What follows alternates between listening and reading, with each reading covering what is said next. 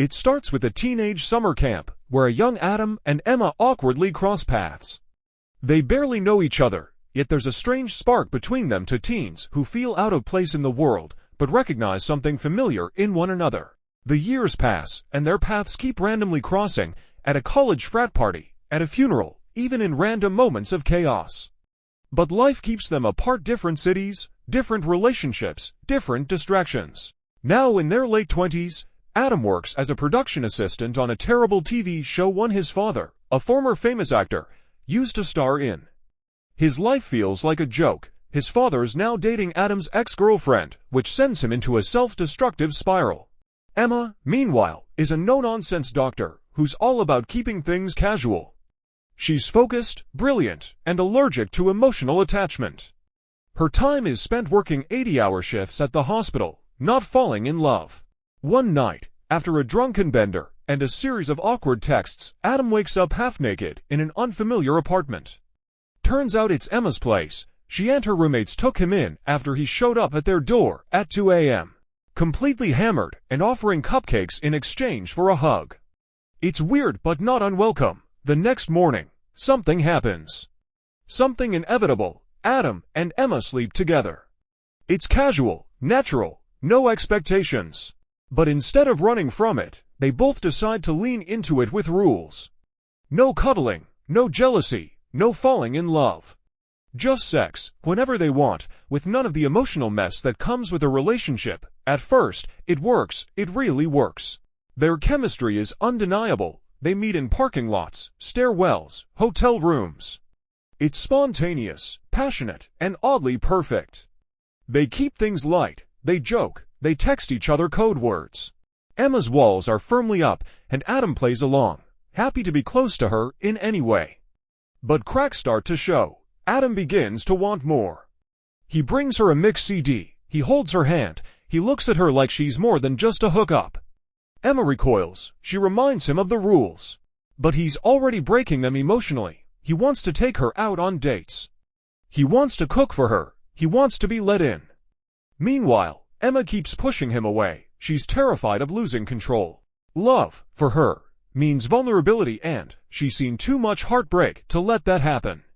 When Adam finally confesses that he wants something real, she shuts it down. Not cruelly, but coldly. She's just not ready. Or maybe she's just scared. They part ways. Emma buries herself in work. Adam tries to move on, even goes on other dates, but no one compares. They see each other again when Adam's father ends up in the hospital. Emma, being on duty, has to treat him. The awkward tension between her and Adam is heavy. He tries to act unaffected. She pretends it's fine, but it's not. They're both aching. Time passes. Adam channels his heartbreak into something creative. He starts writing. His boss notices. He begins getting real recognition. Emma, despite her efforts, can't stop thinking about him. When one of her patients dies, she has a breakdown, and the only person she wants to call is Adam. They meet again. This time, it's more honest. She apologizes not just for rejecting him, but for not being brave enough to let him in. He listens, but he's guarded now. He's not angry, just tired of chasing someone who doesn't want to be caught, and yet, Emma surprises him. She asks him out, not for sex, not for a favor, just to get pancakes and talk. From there, their story begins again, but different. No rules, no walls, just two people, figuring it out.